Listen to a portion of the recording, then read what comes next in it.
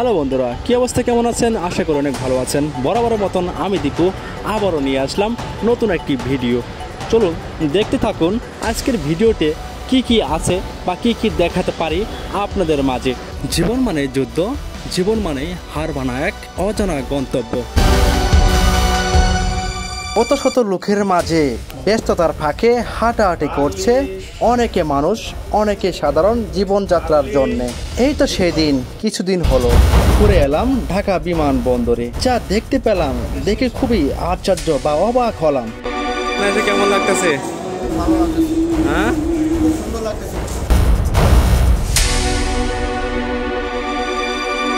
তবে এসব দেখে কি থেমে থাকা যায়?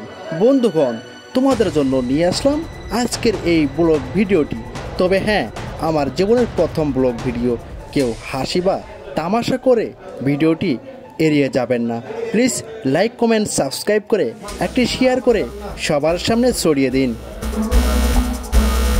দেশ দেশান্তরে বিভিন্ন জেলা থেকে বিভিন্ন মানুষের আগমন। কেউ ছুটছে বাড়ির পথে, আবার কেউ ছুটছে অজানা গন্তব্যে।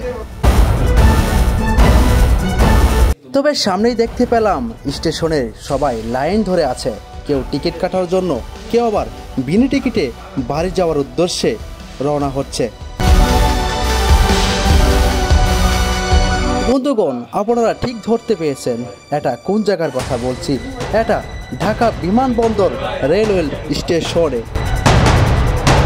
যা নিত্যদিনের জন্য চলাচলের পথে অনেক জ্যাম, অনেক গাড়ি সবসময় লেগে থাকে। তবে রাস্তার দু সাইড দিয়ে অনেকগুলো খাবারের আয়োজন করেছে। তো বন্ধুগণ, কি নেই এই ব্যস্ততম ঢাকা শহরে? আমার দেখা মতন ছবিতেও আছে। তবে হ্যাঁ, একটা জিনিস খুব উপলব্ধি করতে পারলাম, সেটা হলো মানুষের সংগ্রাম যে কত কঠিন, কত পরিশ্রম। একটা টাকার জন্য কিভাবে কি পরিশ্রম করতে হয় তা এদেরকে না দেখলে বোঝাই যায় না।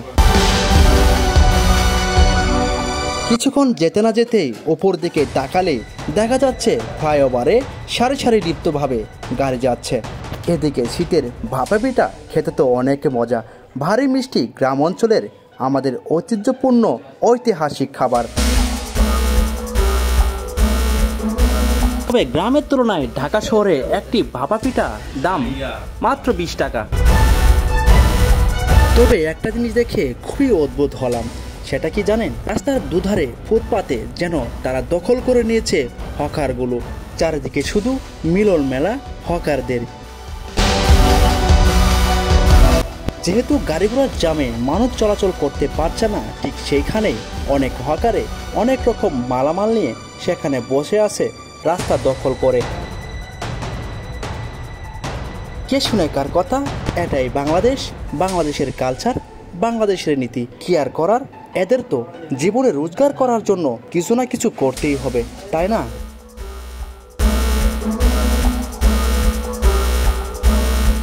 তো বন্ধুরা, আর কথা বাড়ালাম না। তো আমার আজ প্রথম ব্লগ ভিডিওটি ভালো লাগলে অবশ্যই একটি লাইক করে কমেন্ট বক্সে কমেন্ট করে জানিয়ে দিবেন।